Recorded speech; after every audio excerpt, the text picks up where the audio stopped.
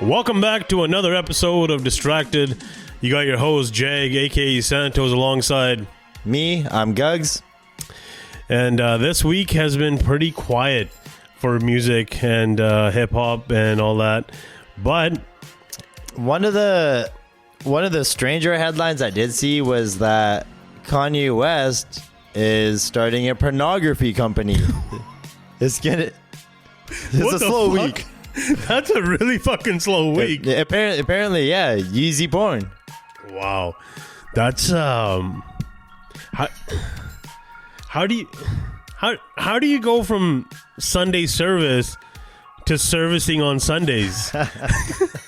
You know what I mean? Like how are you that guy and now you're this guy? Fuck. That is pretty wild. Like, he's like all over the place. I should get that on a shirt, man. But you know what's weird though? Well, not weird, but like he's talked about it in the past. Like he's had like pornography addictions, and like he always raps about like sex and all these sexual fantasies and stuff in his songs. But talk about being about it. Yeah, like, now you know he's all the way in. About it. Yeah. Wow, that's a big one. I didn't expect. Holy shit! That just sounds. It looks funny. Like it sounds funny to even say like Kanye West. Oh, wasn't it? What was the name of it? I think I came across something like this. I think it was like YEEZY porn. Yeah, YEEZY porn. So could you imagine wearing your Yeezys while doing YEEZY porn? Like, there's like so many fucking ways this guy could go at it. That's so weird. Like, is he even gonna be in it? That's another thing. Oh my god! Or man. is he just like this fucking old guy with titanium teeth, like just staring at the camera with this fucking storyline? Like But you know what? YEEZY is a dope producer. So if he's producing porn. Can you imagine this guy all up in the studio like, nah, not that, keep going. Oh yeah, imagine he's mixing it himself though. Like that could be. Holy shit. This guy. He's super creative. He could probably come up with some dope shit. Can you imagine he's like making like a crazy beat and he's telling the guy like, you gotta go. No, stop, you gotta go with the beat. Oh fuck, this is like, wow, man. Imagine watching YEEZY porn and then listening to YEEZY music after. Would you listen to it the same? No fucking way. Like after you watch a scene, maybe like, welcome to the good life. Okay, the rolling credits at the end, right when everything's said and done, and it starts fading, and it's like, welcome to the good. Like slowly. Oh wow, holy shit! Like this guy could actually take it to a whole nother fucking level, man. But who knows? Like I said, like he's hella creative. He might just like maybe he would do something super cool, and maybe he just changes the industry. Who knows? He's done it as a producer in rap and hip hop. He's done it as a rapper. He had a hell of a label, good music. Everything he touches is very successful. Man, wow. Clothing, the YEEZY clothing line. Now YEEZY porn. Like imagine his kids seeing their mom was in porn, and now their dad directs porn and owns a studio. Like. That's that's some therapy speed dial number 2, number 3, you know what I mean? Like that's some real fucked up shit. And only Kanye could do this kind of fucked up shit. That's the magic of Kanye West. Wow. This guy never fails to amaze me. Like he's always in the headline for some wacky ass, goofy ass shit. And this is no different. Like this is I need a drink to this, man. You know what? Speaking of rappers and movies, you know what I watched the other night? I rewatched Baby Boy with a dope movie. You with just Tyrese and Snoop Dogg. Yeah. Oh fuck, what's the other guy's name? Taraji was in it too. Yeah, Taraji P. Henson. What's the other guy's name? The guy from Radio. His brother. Fuck. He was in the news. Oh my god. Oh, Cuba Gooding was. Cuba Gooding Jr., his younger brother. He was that other gangster, the reformed gangster at the end. Yeah. I actually didn't know that was his brother.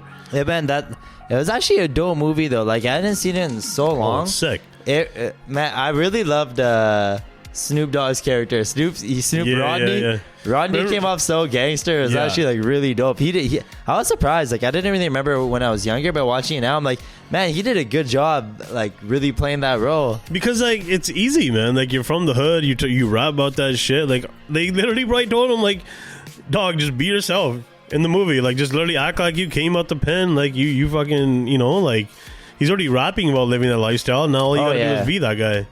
Yeah, like, it was good.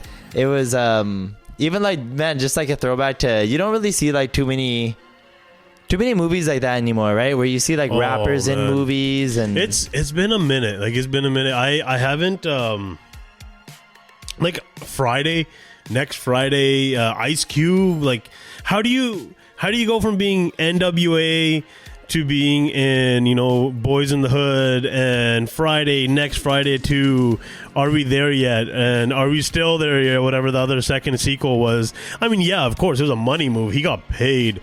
Fun fact, those movies were made in Vancouver. Oh, they were? Yeah. Those are movies. So if you actually... I didn't know that. Yeah, if you watch carefully, Are We There Yet? And all that shit, like, it's like, literally, they make it look like Chicago or something. But you can tell they're driving, like, on a highway going to Squamish and Whistler or whatever the fuck they were going. Yeah, it's all local. I Googled it right away. But back to the story at hand and not being distracted. It's crazy because, like, I used to love seeing Ice Cube and Next Friday. Like, Next Friday is one of my favorite movies. It's funny that, like, there's a whole generation of people that don't even know. Yeah. They don't even know, like, Ice Cube was, like so prominent in rap, and, like, he changed rap forever. Yeah. And they just know him as an actor, like, kids' movies and stuff like that. Yeah, he was... Yeah, that was a good time for movies, man. Like, even Chris Tucker and shit got his start on Friday and all that. Like, you got knocked the fuck out. Like, those kind of things, like, you know what I mean? Like, yeah, that's like pop culture now. Yeah, right? Like everybody knows that. Memes, everything. Like, it's crazy. Ludacris, Hustle and Flow. Yeah, that was, man, like, back then though, like, well, not even like, I mean, in that same era, but I just mean like in the past, there's always been like so many crazy roles with like rappers in movies. Yeah, that was one. Well, Hustle and Flow, I know a lot of producers remember Hustle and Flow for that one producer scene. I don't know. Have you seen Hustle and Flow? No, I actually haven't seen it. So there's this one scene where they literally, like, I always watch back our episodes and I always realize that I fuck up the word literally every time. I always say, like, literally. Like, I just forget to say the T. But anyways, I thought I'd catch myself. Fuck. I thought I'd catch myself saying that. But yeah, I lost my train of thought there. You were talking. Oh, fuck, I forgot too. clearly, we've been having a couple of scotches and whatnot, and we're fucking. Oh, you were talking about Hustle and Flow, right? Hustle and Flow, yeah. But yeah, so they're in the hood, and they go into like a makeshift studio, and they make a beat from scratch. And I remember, like, even now, if you look at like Reddit and all this shit, like, people still regard that scene to be insane because you see a beat being made from scratch, and it's like a dope beat too. So I remember that was like every producer's favorite fucking scene. I still, like, will watch that movie and skip everything up until that part. But even like other movies, like, that was a really dope movie too. But Pac being like above the rim, so Juice, many. Like, Gridlocked, Gridlocked. Like, there's so many. He was already Poetic gone too Justice. Soon. So Poetic Justice, I actually came across this thing where, like, because that was a huge movie with Janet Jackson, and I came across this thing where they were like, Janet Jackson refused to have a sex scene with him or something, because she wanted him tested for, I think it was like HIV or AIDS or something, and he was like, no, fuck that, like, I'm gonna can this movie, I'm not gonna do it. Because you wouldn't be asking any other male actor to do that, and why the fuck am I any different? And her whole thing was like, well, you're Tupac, you probably sleep with chicks all day long and do all your shit, you know what I mean? But it's like, Pac was talented. Oh yeah, for sure. You know? Like, he was talented. He did mad movies. But like, not only him, like, it was like, in the past there was so many rappers in movies all the time. Like Method Man and Redman did How High. Right? That was, like, a wicked movie, man. Like, rappers starring in movies too. And like, DMX was in a bunch of movies. Oh man, DMX was dope. DMX was in like Belly. He was in that other movie with Aaliyah. Exit Wounds, I think. Was it Romeo Must Die or whatever? Yeah. Like, he was in so many, man. Like, when you go back and look, I feel like that era of really popular good rappers is done, like being in movies is done, like blockbuster type movies. Yeah, I mean, what was the latest one I can think of? Jack Harlow. Jack You Harlow, said, White I Man. watched it. It was Can't good, jump. but it wasn't anything to be like. You know, because at the end of the day, it was still a remake of an old classic. You know, there wasn't like a new, like a Friday or something else that people can resonate with. It was still, but even like 50 Cent was so big, he did. Oh, that he was had Get Rich or fucking dope. Die Trying. Yeah, and then yeah. even Eminem was so big, Eminem had 8 Mile. Yeah. Like there was, rappers like had like starred in movies, and like obviously if you go way back, like Ice-T was even in New Jack City, and that's like classic too. I think you were saying Nas. Which movie was Nas? Yeah, Nas was in Belly with DMX. With DMX, yeah. Yeah. Actually, one of my favorite scenes from the DMX movie, I forgot, was it Exit Wounds, I think? Where they walk into the dealership with Anthony Anderson, and they go to another black car salesman, and that guy just straight up, like, typecasts him, like, stereotypes him, you know, like some thug with, you know, he ain't gonna buy no Ferrari. And he walks in, and he's like, yo, I want this one. He pulls out a bag of cash, throws it. Some other guy takes the cash and gives him the keys, and I'm like, man, that fucking like every time I see it, I'm like, this guy's just like this OG, like his raspy voice. He's just sitting there with like his coveralls on and shit.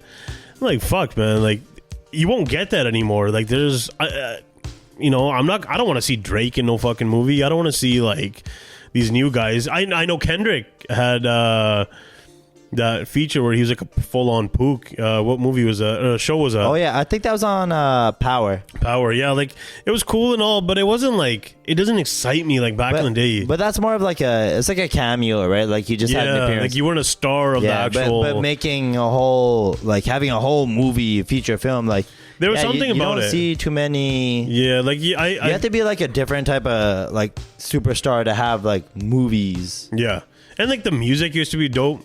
In those like old school like gangster sort of type movies, like that like 90s feel to it, like it's just, there was a different era, man. Like we don't want that no more.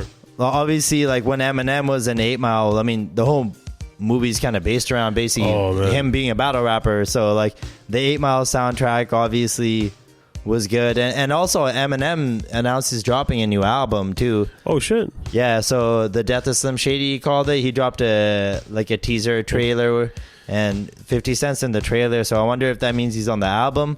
Yeah, actually, Dre's gonna be producing on the album too. I remember when they were on Jimmy Kimmel a little while back when Dre got his Hollywood star. Yeah, they were mentioning that M's got a new album coming out, and Dre's gonna be producing. Snoop's got an album coming out. Dre and Snoop together have like another album or something like that. Like they got 50's gonna be featured on some of those songs, and that's I'm excited for that. And that reminds me, now that you mentioned 50, Ja Rule was in a movie too. He was at I think it was with Jet Li. Was it Crate Out of the Grave? No, that was at the DMX one. That was DMX, I believe. I'm forgetting them now. I gotta Google it real quick. Yeah, I always mix up there are so many. Yeah, but Ja Rule had his own, and but not that goes to, what was it? Wasn't that Romeo Must No? Ja Rule. Half Past Dead. Yeah, Half Past Dead was Steven Seagal. That's what it was. Steven Seagal. Yeah. Oh man, that was bugging me for a bit. Yeah, but that's actually funny because speaking of 50 Cent and Ja Rule, oh man, you saw what happened with Quavo and Chris Brown, right? See, like I don't know, because I'm seeing that, you know, Chris might be behind that whole. Well, let's just sort of. Quavo had a concert recently, and it was fucking dead. Yeah, there's like pictures of it. There's like barely anybody there. Just like a small group of people at the front of the stage. Right at the front. It. Yeah. And the general consensus is that Chris Breezy bought the tickets to keep it empty, and he pretty much followed he took a page from 50 Cent's playbook. Yeah, because apparently 50 Cent did that to Ja Rule, where he bought all the tickets so that no one would come to Ja Rule's concert. Or just bought everything in the front, so everybody was sitting in the back. It was something like that, right? Yeah, but that was like a fucking dope move, man. I can't believe we did that shit. But like from a trolling perspective, like, yeah, that's hilarious. But at the same time, you're putting money in that artist's pocket because 100%. You're buying every ticket. See, but then I look at it this way now. Is it worth more that... You still get the money, fine. But right now, is it really about the money when you're talking about flexing and all that shit? Oh, yeah. Like, is a bigger flex to be like, I bought the ticket, so I paid for your fucking concert, plus I made sure it was empty. Like, that's a double flex on Chris Brown, realistically, because it's like, I got the money to fucking buy the tickets, and nobody showed up. Yeah, no, it depends which way you look at it, but like I said, I get it from a trolling perspective, but from the other side, Quavo, I wonder like how mad he is because like, I'm getting paid anyways. If the whole story is true. So I am seeing a lot of people comment online saying like this really proves that if it's not Brown doing all this shit, then it really goes to show that Migos was the group that everybody followed, but separately nobody cares. Because in a few episodes back, I remember saying that Offset was also struggling to sell tickets, and he still, I don't think, really recouped. Like, you got like the Travis Scotts, you got the Drakes, you got all these guys who put on huge shows. You got, brown artists, like Indian artists that have stadiums sold out, which we'll get to later, but and then you have these guys who've been in the game for a long time, like they've been doing this shit, and now they're sort of barely selling these fucking regular small, they're not even like arenas anymore. Now they're just like these like theater, like those little maybe like 10,000 5,000 well, especially for like Quavo, I could imagine it's hard to establish yourself as a solo artist right now, because I mean obviously everybody grew up listening to you as like being a part of the Migos, Mama. And then even when he just dropped that last album with the Takeoff, right? Yeah. So it's like Quavo's not really established as a solo artist, so I would imagine it goes to show though, Takeoff was fucking talented, man. Takeoff for sure, was yeah. During their run, Takeoff was always sort of considered that background guy. No one really took him serious. But if you look at it now, like the other two are struggling without Takeoff. Yeah, I think Takeoff was dope. Like he was, I think of the three, like the best rapper of the three. Like his verses were always so dope. The big three. It was just him. But like it just it's crazy. Like I never would have thought Chris Brown would be involved in this kind of beef, and just like fuck, like people are praising his diss track. They're saying it was dope, man. Like, yeah, no, everyone's all over the Chris Brown diss track. Like, and it's hard not to be. He sort of came with some bars. He what do you do? Like the guy actually said you're getting bodied by a singing dude. Obviously, I can't say the whole bar, but like which was a page out of Drake's book. But actually, Drake, you said he took his diss track down. Yeah. So the estate of Tupac, they basically, I think they sent like a cease and desist, but they took legal action against Drake. They released a statement basically saying like you gotta take it down ASAP because they're using Tupac's like name, likeness, all that stuff, right? And they didn't authorize it. Wow. So can you imagine like having to take your shit down because like Pac's family ain't fucking with you? But I mean, I don't blame them. It's AI. AI is a fucking messy, like AI. WhatsApp's got AI, man. Like we like fucking, you know what I mean? Like AI is everywhere, man. Yeah, AI is everywhere. Like every major, like even like you open like Adobe PDF reader and stuff. Yeah. It's like you want AI to do Acrobat this, do that. Has AI. Everything has AI. I was in a Zoom meeting and like everybody that entered the Zoom meeting wasn't really there because like they all sent like the automatic messages like, oh fuck, the AI bot's taking notes for such and such person. The AI knows taking notes for such and such person. Shit. Yeah, that's crazy, man. AI does everything. AI is it'll summarize and take away all the key points. Like AI is nuts. Yeah. Oh shit. But anyways, back to fucking like enough like piping up AI. It's a crazy time to be sort of where we are right now with music, AI, and all that, and who knows where that's going to take us. So on another note, Diljit, for all the Punjabi music lovers, was recently in Vancouver, broke some records, and I'm, as a Punjabi myself, and Gugs himself as being a Mexican, I'm joking, he's also a Punjabi. It was pretty dope to see a brown artist break barriers that he did, man. Like this guy sold out a stadium, 50,000, that some other artists like because we're more based on hip-hop and all that, so it's cool to see somebody from our culture like sell over 50,000 seats, man. Absolutely, like, that's insane. Yeah, congrats to him. Like that's a huge accomplishment because there's a lot of artists that we even talked about, or artists that will come here that will never sell out. Like it's hard to sell out Rogers Arena. He's doing so like imagine Taylor Swift selling type out shit. like Right? Like, BC Place. That's crazy. That's no small feat. Not many artists can sell out a stadium of that size. well, the thing with him also is he's not just like a brown artist sticking to brown music. Like he is intertwined with so many hip hop artists. Like he made a song with Tory Lanez. Yeah. He made a song with Saweetie. Yeah. He got 2 songs, or not 2. He's got some songs coming out on his album with A Boogie with a Hoodie, NLE Choppa. Like those are like, I don't see NLE Choppa just hopping on a brown song with anyone. Like they're obviously trying to, they're picking and choosing which way they're moving. And I mean, like even if you're not that familiar with Diljit, like you probably see his views and you're probably like, what the hell? Like this guy's huge. Like I better cross promote with this guy. 100%. Like he's the thing with him is he's broken barriers in the sense of like he's like the face of Coke India. He's got like a private jet. Like he's living like, yeah, and he did Coachella last year. Yeah, he did Coachella and he absolutely killed it. And you know, Coachella this year they tried doing another brown artist, AP Dillon, but that's I don't really want to knock on anyone's shit because it was a good feat for going to Coachella, but everybody has their opinions on what they really think about that end. But back to Diljit, like I think that's crazy, man. Like he's literally like mixed. He's exactly what he's like a brown rapper. You know what I mean? Like it's in the sense of like accomplishments. Tying it all together. He does movies too. Yeah, he does a shit ton of movies.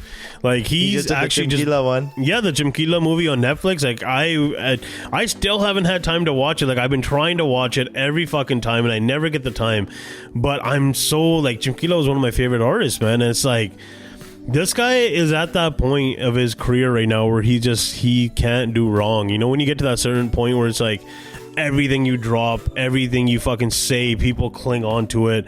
And I was actually doing the math. I was like, man, if this guy like sold $50 a seat, and he's, you know, I think he sold like 50,000 seats. Like he's making like 2.5 mil. Like he's in the million. He's playing with millions in these things. Like most guys sell out like 5,000 seat fucking venues and shit, man. They're not selling. And the other thing is, I can tell you right now, I personally predict that no one else will be able to sell a stadium in the next 5 years. There's no one at that caliber of this guy, man. Like, and he really embraces a brown culture. So I think it's fucking good on him, man. It's and you know the other thing is crazy. Like he also works with a lot of local guys. It's not like all like I want to have like super producers like only India, Bollywood, blah. Like he works with like people from the hood, man. Like Intense. Like I grew up with Intense. Like he made some of his biggest songs with the homie. Like it's crazy to see. Like Chutney Nut, he recorded Chutney Nut wrote some of his shit. Like he gave a shout out to Chutney Nut's dad yesterday in front of 50,000 fucking people. Like that's an accomplishment on its own. That's some real milestone shit. You know what I mean? But good on them. Yeah, good on them. I'm excited to see the ride still. Like he's not done. That was just like the first stop on this tour, and he's going to like Cali. I think he's going to like Houston or something like that. Toronto. Like he's going everywhere, man. Like he's LA. Like fucking good on him. Good for him, man. Good for him. I'm excited for those features though. The NLE Choppa and the A Boogie with Hoodie. I really want to see where it goes. I actually wasn't too crazy with the Saweetie song. Yeah. Like it was good, but it wasn't like anything that blew me away. But I hope these other ones are dope. Tory Lanez one was pretty good though. Yeah, I like that one. Yeah. So that was a wild night yesterday in Vancouver. Today technically in Nashville, but as a city as a whole, tonight was wild for the Canucks, man. Yeah, hell of a game. Holy shit! Like I don't watch as much hockey as I should, clearly, because this new team is fucking insane, man. Yeah, well, like wild ending. Yeah, like the third period, I think it was like 6 seconds left. They got a goal, they tie it up. Like we were all counting them out. Yeah, tied it with like 6 seconds left. Yeah, like man, like, he got a hat trick. This fucking man's came to play. Now they're up 3-1. Yeah, they sent it to OT. Then they won in the beginning of OT. They just So I was like, oh, I actually told my brother, I was like, oh, call me up for OT. Like I came and I poured my drink, and I'm like, I still probably got like 10 minutes. He sends me a message. I don't even realize it. All of a sudden I hear people cheering upstairs, and all of a sudden it's like, it's over. That's it. And it was like a minute into it, and like everybody's like, Canucks win. Scott in 72, people posted up. You know what I mean? That was like the hotspot in Surrey. But fuck, man, like good on them, man. Like I'm excited. The game was it game 4 on Tuesday, right? No, sorry, game 5. Yeah, Canucks are up 3-1 now. Yeah, as of this recording. Because we usually drop the recordings on Wednesdays, so there'll be an update by then. We'll know if they won the series and whatnot. But they're actually Canucks and the Oilers are actually one game away each, one win to face each other in round 2. Each other, that would be great. So it's cool, but I sort of fucking hate it because we don't really get Canadian teams in the playoffs, and like to have 2 of them face off against each other and one knowing that one's gonna go. Yeah, like it's like fuck, man. Like our chances right there, and whatever. But I'm still like I'll root for Canucks 100% because I think it's dope to see everybody coming together and just sort of supporting them, and it's fun to watch. It's like this new wave of wave of hockey. It's good. It's like this is how you, but like the success and the winning is good because this is how you create new fans. You build the fan base. It's like everyone. It might look like bandwagon, but everyone's like interested, like, oh, what? And then all of a sudden you hook them and they keep watching. Yeah, because after seeing this, I'm pretty sure I'll be watching regular season games too. Exactly. Like, not religiously, but they made a fan out of me. I mean, I'm not going to be, I still won't sit here and be like, oh, fucking Canucks, like, I bleed blue and all that bullshit. Like, don't get me wrong. I think it's a good team, but I think it's cool to see, like, your city actually doing something proper. Yeah, for sure. Right? But I think that wraps it up. Kanye should wrap it up. For Service Sundays, wrap it up, Kanye. What if he comes out with like a line of YEEZY condoms? I'm telling you, man, the marketing is insane. That's actually, how many do you think people buy that shit? Limited edition. Yeah, 100%. I'm telling you, this man is actually pretty fucking smart. Like, he can make shit happen from this. There's a lot of shit he can do, That's man. Smart, yeah. Yeah, but that's a wrap. I think we've hit some pretty good topics on a slow week.